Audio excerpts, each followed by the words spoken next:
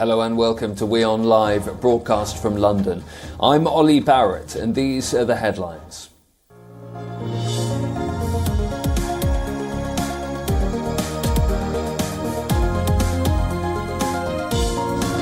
Control of US Congress is still unclear as counting of ballots continues in many of the competitive races in the United States, still uncalled.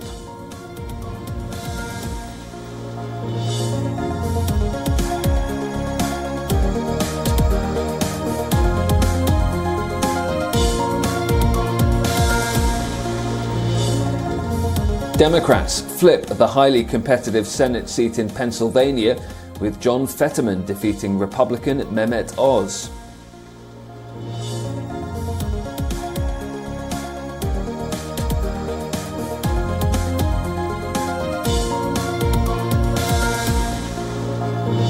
Israel's president holds talks with party leaders on the new governing coalition to be headed by Benjamin Netanyahu after November the 1st's general election was won by the veteran right-winger.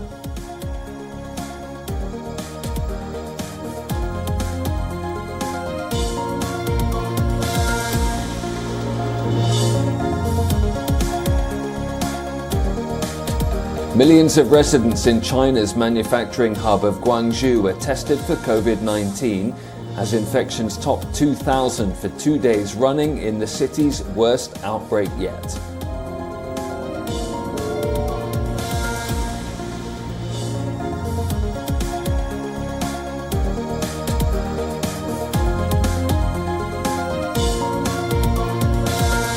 The IMF says it's reached a preliminary agreement with Bangladesh to provide a support package worth $4.5 billion, with the Asian economy hit hard by a sharp rise in global food and energy prices.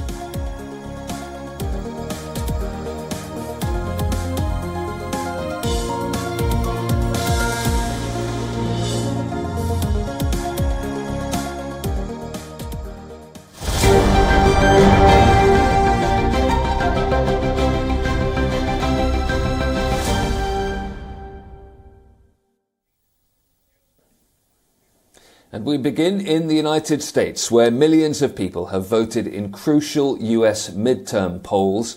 One of the key results so far is that the Democrats have managed to flip the closely contested Senate seat in Pennsylvania.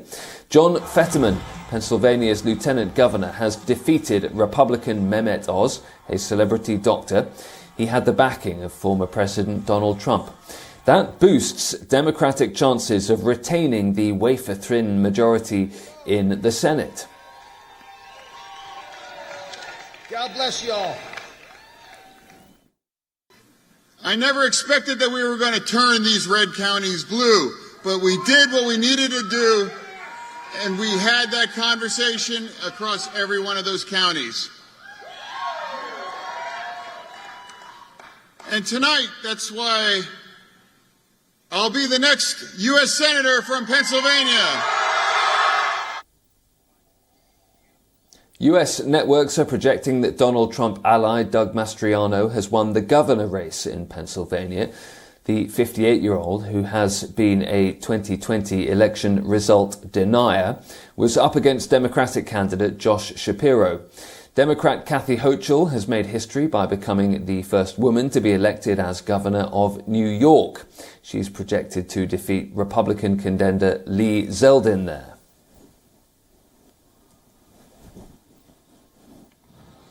I'm not here to make history. I'm here to make a difference.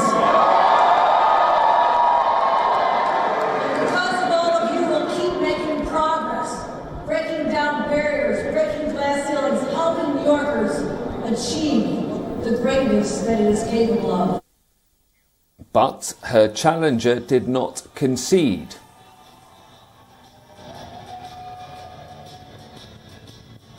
We're still totally committed towards seeing it through. For the 1.4 million Election Day voters who have not yet had their vote cast and counted, we hope that as these results come in, that we'll be able to prevail. Florida, it appears, is seeing a red wave. The incumbent Florida governor has managed to hold on to his post. Ron DeSantis is tipped as a potential candidate for the 2024 presidential election.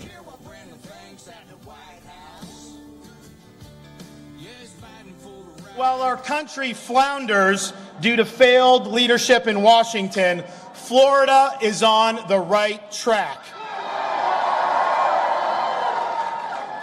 We fight the woke in the legislature. We fight the woke in the schools. We fight the woke in the corporations. We will never, ever surrender to the woke mob. Florida is where woke goes to die. That's my commitment to you. Florida Senator Mark Rubio made his victory speech after the incumbent beat Val Demings.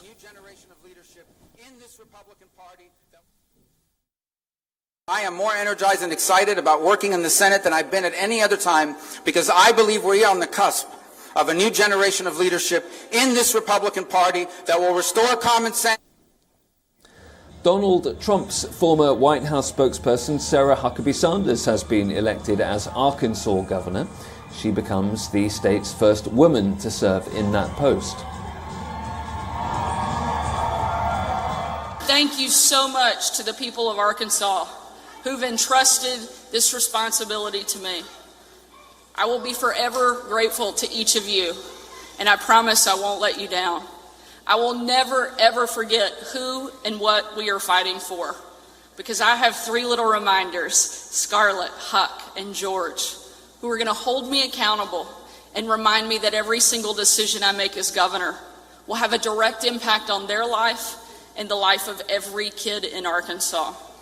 That is not at all something I take lightly, but it is something I know I'm ready to take on. I look forward to being Arkansas's very best governor for the next 8 years. Thank you so much. God bless you. God bless our great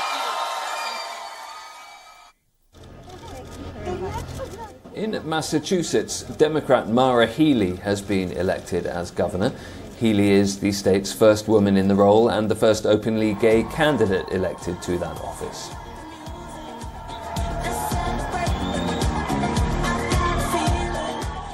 All of you, and to all of you out there, with the help of so many, we made history, didn't we? We made history. We did. I stand before you tonight proud to be the first woman and the first gay person ever elected governor of Massachusetts. Well, for more, let's talk now to Aaron Singh, the former Indian ambassador to the United States, who's joining me live now from London. What do you make of these results so far? It's not necessarily quite the red wave that some Republicans were expecting. I think several trends have emerged following whatever results we've seen so far. One, as you mentioned, the red wave that everybody was talking about and that the Republicans, especially Trump Republicans, are doing very well, that has not been borne out. Now, still the likelihood seems to be that the Republicans may be able to flip the House.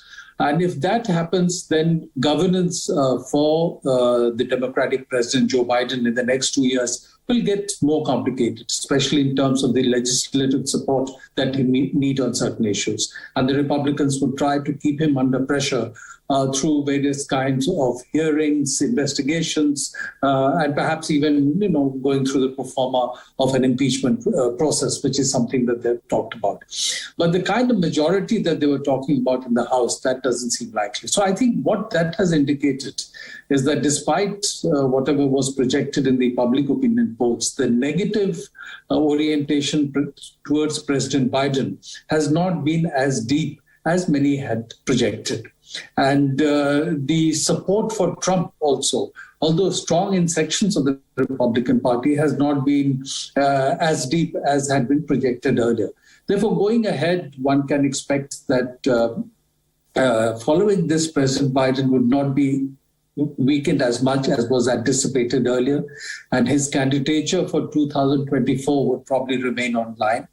As far as President Trump is concerned, I think one can expect that there may be rivals within the party now emerging to challenge his nomination for president in 2024. And one of the persons being talked about is Ron DeSantis, and you played his clip just now, who has been re-elected as governor of Florida, and is seen as a rising person within the Republican fold.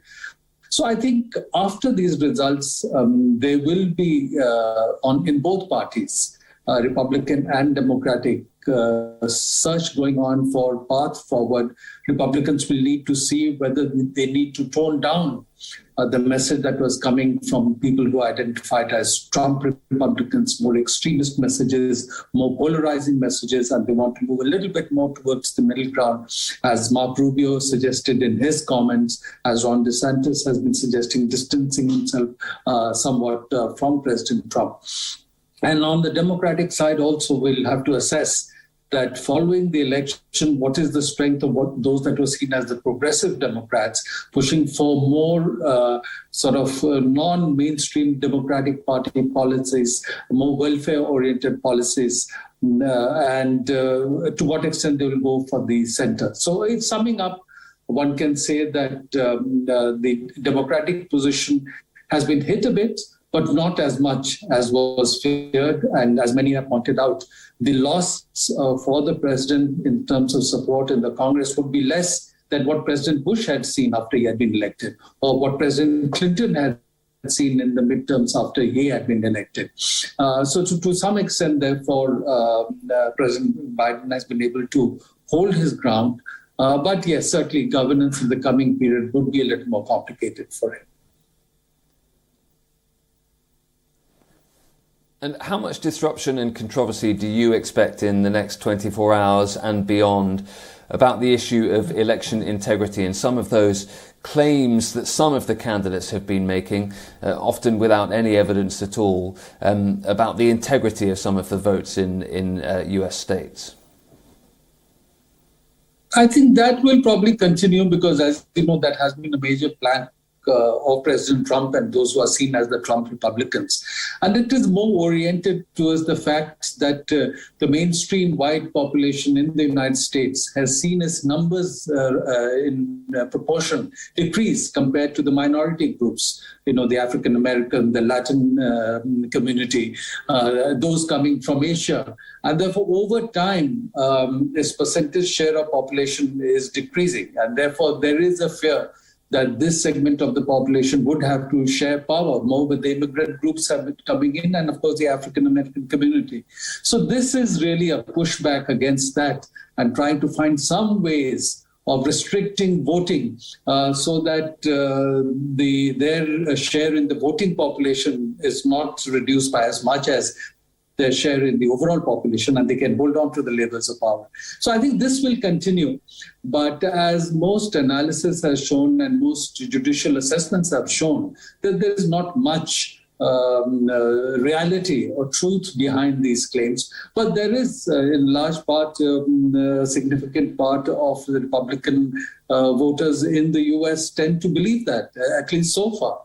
But then they've also made some gains. Now, how do they square that with the fact that although they say that there is no election integrity, but then they have made gains and many of the leading candidates have been re-elected. So it's more a political position, but I think perhaps in the face of reality and truths over time, it will fade away. And if I can just take you back to your former role, what do you think embassies in Washington are going to be reporting back to capitals around the world in terms of their assessment about what these results mean for foreign affairs, international affairs, and the United States' role on the world stage, particularly when it comes to Ukraine? As you rightly observed, I think every embassy and every ambassador or diplomat will be trying to assess what do the results mean in terms of the interests of their own countries. And I think as far as India is concerned, there's now been a broad bipartisan support for the India relationship.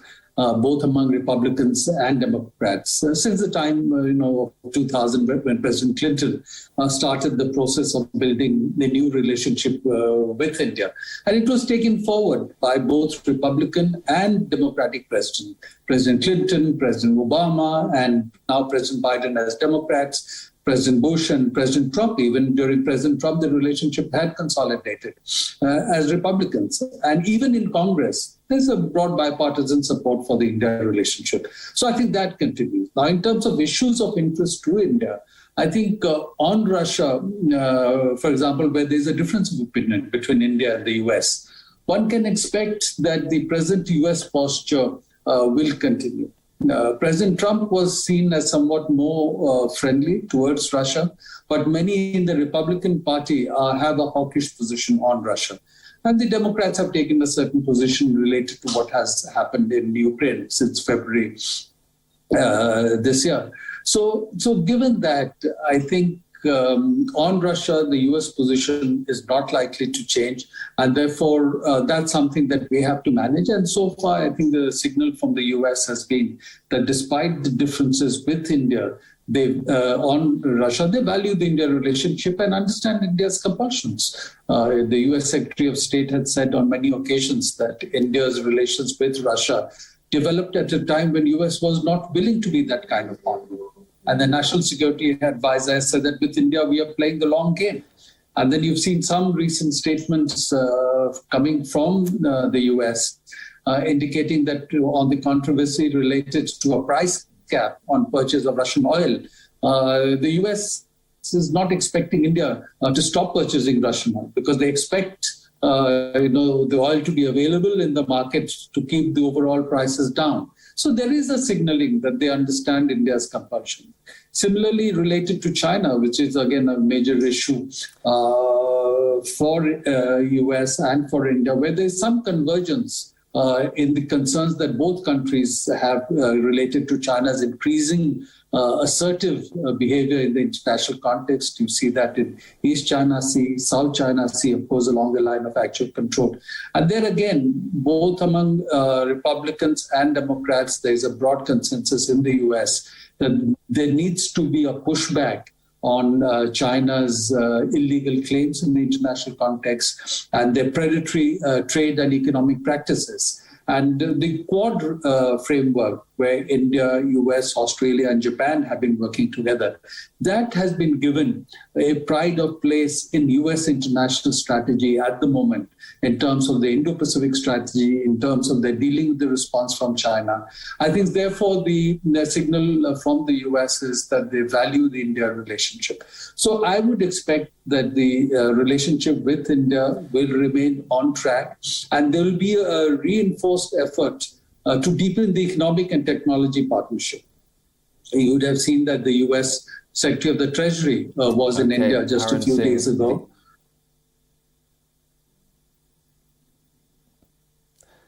Aaron Singh, India's former ambassador to the United States. Thank you very much. Thank you.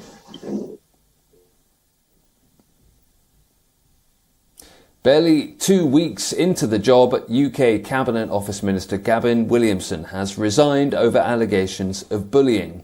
In a resignation letter to the Prime Minister, Williamson said he had decided to step back from the government so that he can comply fully with the complaints process and clear his name.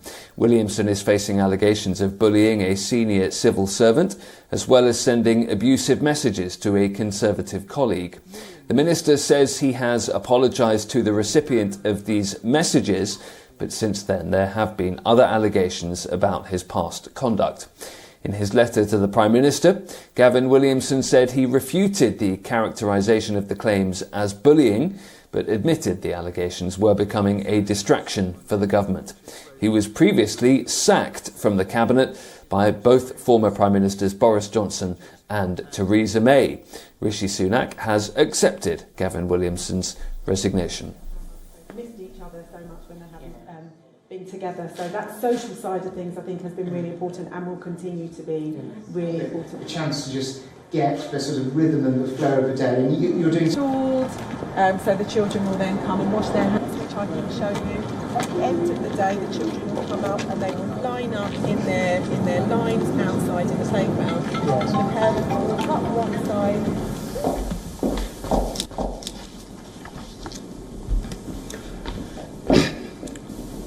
From September, attendance will once again be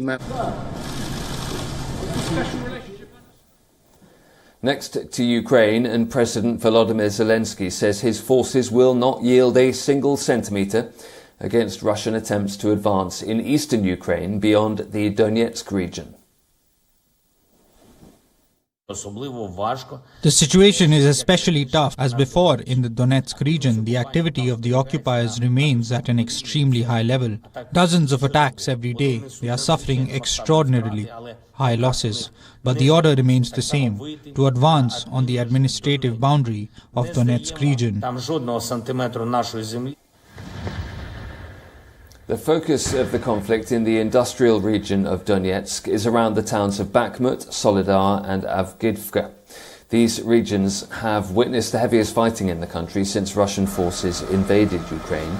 Russian artillery hit more than 30 settlements in Kherson and Mykolaiv regions and in Zaporizhia.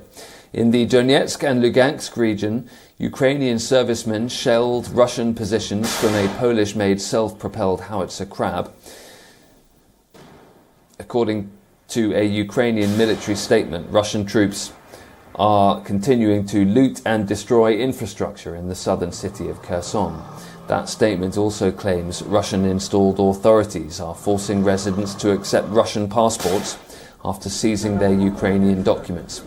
Meanwhile, Ukraine has collated thousands of reports of children being deported to Russia and wants their plight addressed at the upcoming summit of the Group of 20 Major Economies. According to the US envoy to the United Nations, more than 1,800 children were transferred from Russian-controlled areas of Ukraine to Russia in July alone. Ukraine demands such deportations are investigated as a war crime.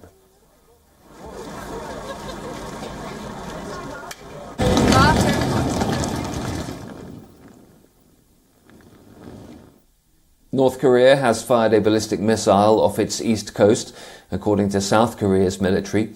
It follows a record-breaking testing blitz earlier this month. Seoul's military says it detected a short-range ballistic missile launched by North Korea into the East Sea from Sukchon. Japan has also confirmed the launch conducted by Pyongyang. According to Japan's defense minister, the missile flew at an altitude of up to 50 kilometers and covered a range of 250 kilometers.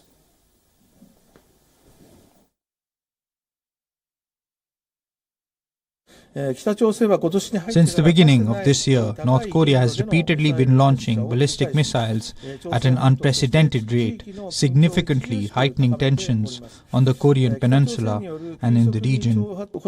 Since the beginning of 2022 this year, this is the 32nd time North Korea has launched missiles, including the launch of cruise missiles. Wednesday's launch came after South Korea concluded an analysis of a North Korean missile that landed near South Korean waters for the first time last week.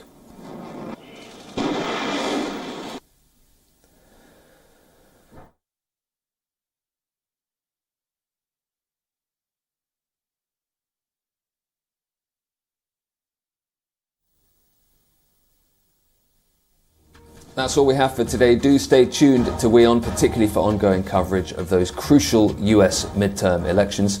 I'm Ollie Barrett. See you tomorrow.